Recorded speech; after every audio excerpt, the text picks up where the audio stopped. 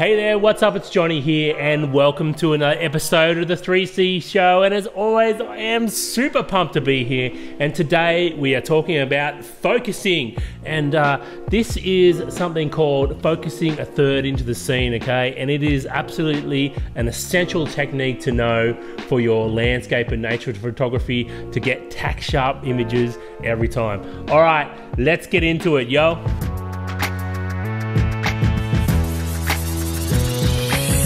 Alright, so this technique is essential for getting tack sharp images, okay? But I want to put a caveat on that. That is, this will get you tack sharp images for your landscape and nature photos about 90% of the time, okay? There's two other techniques. One is called hyperfocal distance and the other is called focus stacking that sometimes you also need. And where this technique will start to trip you up is if you have got a super wide angle lens and you've got something really close to that foreground, sometimes that's when you've got to use these other techniques like focus stacking or hyperfocal distance, okay?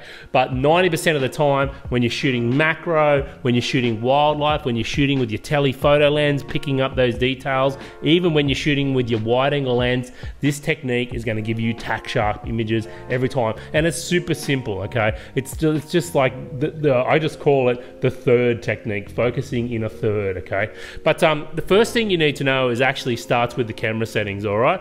And we want to head over here to your focus settings, and what you're looking for is a thing called, on mine, it's called flexible spot focus, all right? And particularly on my camera, you can see I actually have a large, medium, and small. I often just have it on the large spot, okay? And that's what you're looking for, a flexible spot, all right? And what's gonna happen is you're gonna get a certain little area on your screen that's a little square, and wherever you move that square around your screen is where your focus is gonna be. That's gonna be the point where your camera's gonna look for on that focus, okay? And that is super essential. So what you're looking for in your camera settings is something called flexible spot focus, and if you have different sizes, I find that the large one is great for what I need to do, okay? So that's the setting you're looking for, flexible spot focus. All right, the next step is to show you on a few images exactly where I would have focused, okay, to make sure I got everything tack sharp. So let's jump over here to the Mac. Let's do this. And this first image is a sand dune image, and super cool spot. This is the Warramai Conservation Lands, and this square here is going to represent where I focus. So this is quite a straightforward one. And if I was to put on the rule of thirds here with the grid, and you can see about a third in from the bottom is the sweet spot. That's the sweet spot where you want to focus, okay? And that's why it's called, you know, focusing in a third, because basically a third from the bottom of the scene is where you want to focus, and that's going to give you everything absolutely sharp. Now, one thing to remember when you're trying to get your whole scene in focus, okay, is you want to use an aperture at least f8. F8 to F16, in between those, okay? And when you use this third rule, that's gonna give you everything absolutely sharp. It's gonna give you that maximum depth of field, okay? And it's gonna allow you to get everything tack sharp as well. So, as well as trying to use this third in focus, you also need to use an aperture like f8 to f16, all right? So particularly when you're shooting with your wide angle lens like I have here, you definitely need to consider your aperture as well, and that's gonna help get everything nice and sharp. All right, let's have a look here. So this next scene, a little bit different, okay? So it's still on the third, you can see I would have focused on that area there, and you notice, I'll just say don't crop, and you'll notice here that I focused on an area that's a little bit contrasty, and it's always nice to put your focus point on something that's a little bit contrasty, okay? So basically what I'm looking at doing is I don't want to focus in down here, I don't want to focus up here so much. I could have focused about here, but I'm focusing on an area that's very contrasty. I know my camera's going to lock focus, but at f8, between f8 and f16, I know focusing a third into this scene, everything is going to be absolutely tack sharp, okay? So this is the next image. This is from one of the deserts out in California. I can't remember which one, and I do apologize about that. So if I had a focus down here, what's going to happen is that's going to say to my camera, it's not a true third into the scene. You know, this cactus is straight up and down in this scene, and if I had a focus here or down here, it's actually not a third into the scene, if that makes sense. So I would have had to move my flexible point over to here to get a true third into the scene. So that's something to be really aware of when you have something sticking up into the scene, that it's really on the plane of focus here, that this is only really going to be focusing equivalent to this area wherever I focus on that cactus there. All right, so you want to move your spot to the side, and that's going to give you that true third into your scene. All right, the next image here, oh, we know this one's Horseshoe Bend. Okay, really tricky. Okay, so say I want to put my focus over here or just slightly on this area, it's getting close to the third, even up here.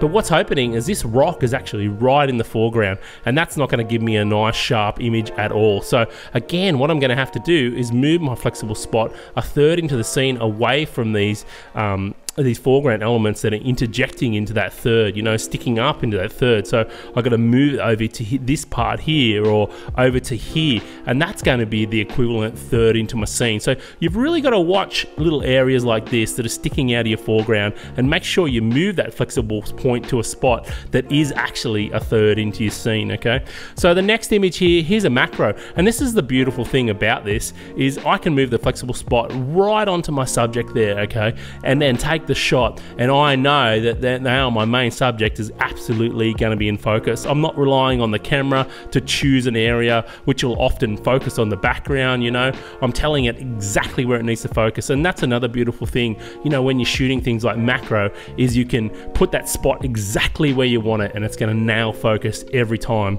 All right, the next scene here, this one's been shot with a telephoto lens, okay, and it's less critical because what's happening with a telephoto lens, it's doing what's called compressing the scene. Okay, so it's squashing everything together, and this one, I could have focused down here, I could have focused up here, I could have focused anywhere around here, and because this is all relatively on the same plane of focus, you'll find that I would get focus anywhere. So with a telephoto lens, it's less important to worry about that third, and more important that you lock on to a subject that's going to give you that nice crisp focus.